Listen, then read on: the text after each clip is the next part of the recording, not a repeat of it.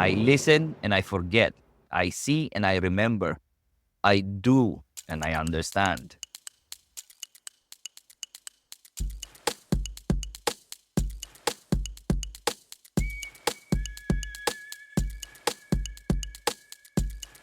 Let us talk about motor learning. And when you are teaching a person and you wanted the person to develop and improve their motor control, motor learning requires a lot of stimulation.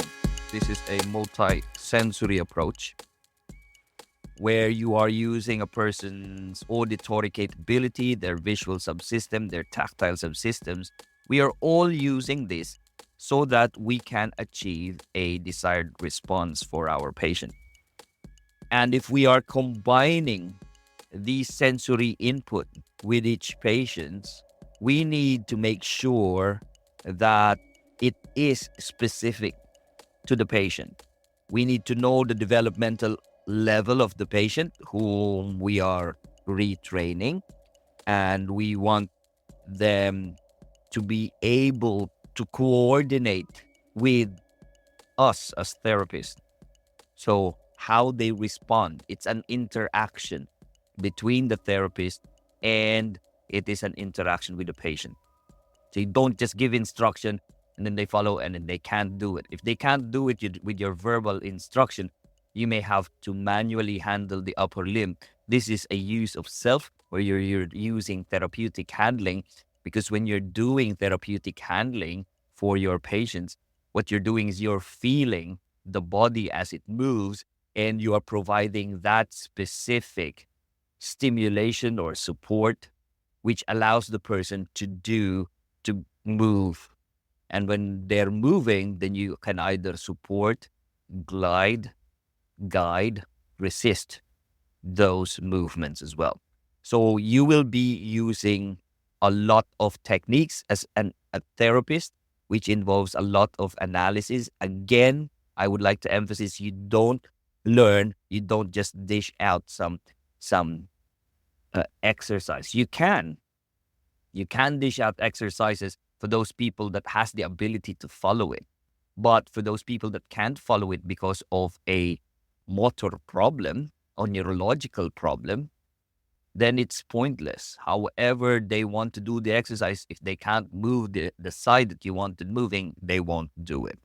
So with motor learning, you really have to be specific and you need to adjust your techniques. So what am I saying? Your approach when you are dealing with somebody who's got aphasia would be different from those that has a hand injury.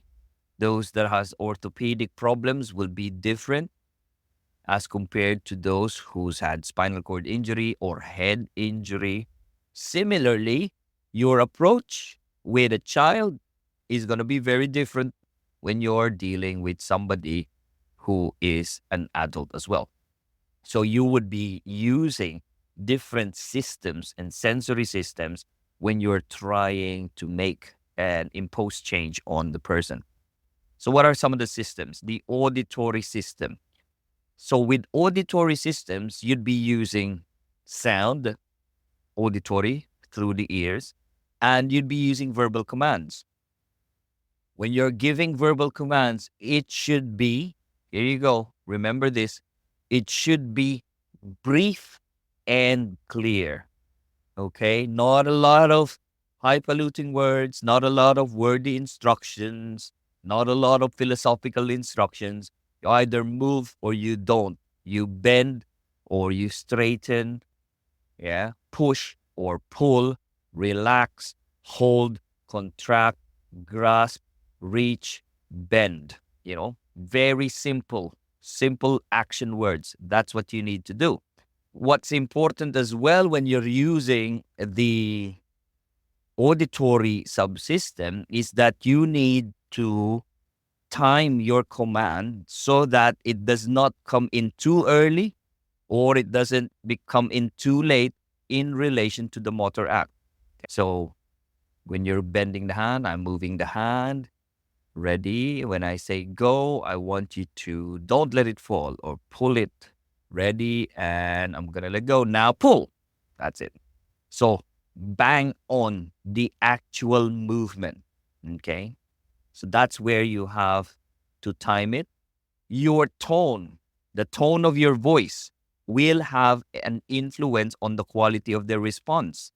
So there's been some study that's been done actually that was saying that the tones of moderate intensity, they evoke the gamma motor neuron activity, and the louder tones can actually stimulate the alpha motor neuron activity.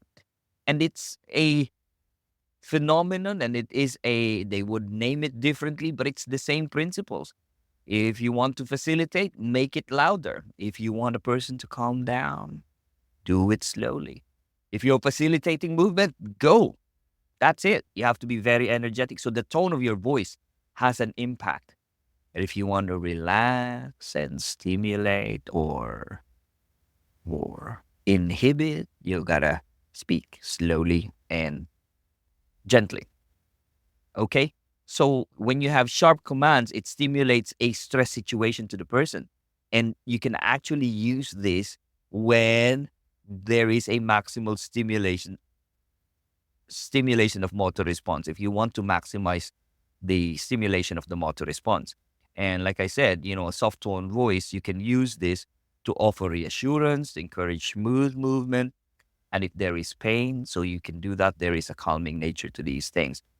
When a patient is giving the best effort, if they're doing well, then yeah, just do standard tone. Yeah. Again, this is a use of use of your auditory feedback. Another effect of the auditory feedback on movement, it was reviewed by Bersma and Loomis, and they used the verbal mediation strategy. Yeah. So this is what they call it, a verbal mediation strategy, and they use it to teach wheelchair safety before transferring out of the chair to patients with right CVA. And they taught patients to say loud steps required to leave the wheelchair safely and independently. And what they found is that only patients who used verbal mediation learned the wheelchair drill sufficiently to perform safe and independent transfers. And these patients also had a better retention of the sequence of steps, suggesting that the verbal mediation was beneficial in reaching the independence with better sequencing. Okay, I'm gonna step, I'm gonna lean and stand. I am leaning forward and stand. So they named it verbal mediation. It's good. Again, you can label your interventions. You have to define it, what that technique is. Others would call it best selling initiative. But what else are these techniques if you don't label them? Okay. It's easy with pharmacology. There's always an intervention in there. If you're going to do some procedural techniques, then yes, but there is always a label. So you have to label it so that when you label it, at least you can replicate it. At least you know what it is. Okay. So it's not just best selling or BS. It is something that can be useful. Okay. That's auditory system. Next thing is the visual system. The visual stimuli assists in the initiation and the coordination of movement. Visual input should be monitored to ensure that the patient is tracking in the direction of movement. For example, if the therapist's position is important because the patient often uses therapist's movement or position as a visual cue. If the desired direction is movement forward, then the therapist should be positioned diagonally and in front of the patient. So you're there. You are the cue. You don't go at the back and it's like you're going to move forward. If you want the patient to move forward, stay in front. Now, this will be an argument because it's an argument of moving and handling principle, but you're a therapist. So you should be skillful and be very mindful of the responses of your patients. Okay? So in addition to the therapist's position, placement of the OT activity should also be considered. If your goal is to increase the head, neck, and trunk rotation to the left, then the activity should be placed in front and to the left of the patient. Now, because OT intervention is always and should always be activity orientated, there should be an abundance of visual stimuli for the patient. So that's one unique thing for us. Again, our interventions should be activity based, the enabling phase of rehabilitation. And when we're doing that, it just meant that there is a lot of opportunity for us to provide visual stimulation and visual prompts to the patient. Another system that we want to talk about would be the tactile system. And these tactile system, if you want to look at the development and improvement of a child, for example, the tactile system matures first before the auditory and the visual subsystem. These will be the first ones a child gets to master first. Why is that? Look at the child, look at the baby. After it was born, all that tactile subsystem is already provided. So they will define themselves. The body will define itself through the borders of the skin. That is through the touch of the parents, of those people that look after them. After the tactile subsystem, then there will be the vestibular subsystem and the proprioceptive subsystem. These are the ones that mature first. And it makes the tactile system much more efficient. The tactile subsystem is much more efficient as compared to the visual and the auditory subsystem. And why is that? This is because the tactile system has a temporal and spatial discrimination abilities as compared to the visual system, which can only take spatial discriminations, and the auditory subsystem, which can only make like temporal discriminations. That's why Affolter states that during the development, the processing of tactile kinesthetic information can be considered as fundamental for building that cognitive and emotional experience. Looking at and then listening to the world does not result in change. However, the world cannot be changed or cannot be touched without some change taking place. To get it?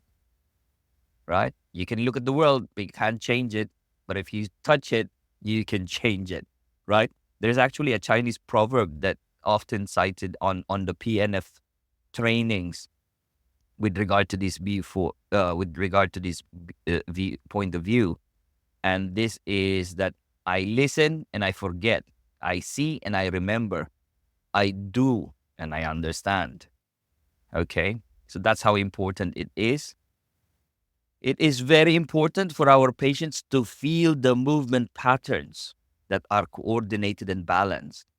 So when you move them, you need to remind the patient you're standing. Say you're getting them to stand, okay? And they're upright. You get them to close their eyes. Now feel this. Just remember this. Feel every joint, okay? So with PNF approach, the tactile input is actually supplied through the therapist's manual contact to guide and to reinforce the desired response. This approach may involve gently touching the patient. So if you just, you want to stimulate it, or you just gently touch the patient, or just a slight nudge, or you can provide it with the resistance. The type and the extent of manual contact then will depend on the patient's clinical status, which is determined through your evaluation as an occupational therapist. For example, if you want to use stretch, or if you want to do resistance, it just depends on the state of the body as well. That's what I said to you earlier on. If you give instruction to the person, you touch the person, you provide that therapeutic handling, and your hand then becomes a tool. You become a tool, and I call it the therapeutic handling. And it's not just me, it's there. All the documents are out there. These are all therapeutic contacts because we can stimulate, we can guide onto the person's direction and what we wanted them to do. So furthermore, some of the examples, so it's not just neuro. Say you want somebody to improve, say after, say in critical care, and you want them to sit down. So yes, you guide the movement. That's very good. The first movement out of bed is a stimulation of their vestibular subsystem. So you get them sitting up. Their head is really down, or the neck control is very bad, because sometimes we have not done that preliminary activity in stimulating the neck and the head. We did not do that when before we sit up, and these are some of the adjunctive activities that needed to happen. And when they're sitting down on the edge of the bed, they're a bit slouched. So you need to provide that tactile stimulation on the back so that it will extend. Yeah. You may need to push the person against the direction where you want them to move. If you want them to move on the left side, push them on their left side, so they make that resistance and it strengthens. So you're stimulating all of these proprioceptive and vestibular subsystems. To increase the speed and accuracy in motor performance, then the patient needs the opportunity to practice. And again, they need repetition. And when you repeat, habit patterns will take place. And then automatically the movement will recover. So again, coordination happens, movement happens only when you practice, not just you, when the person practice.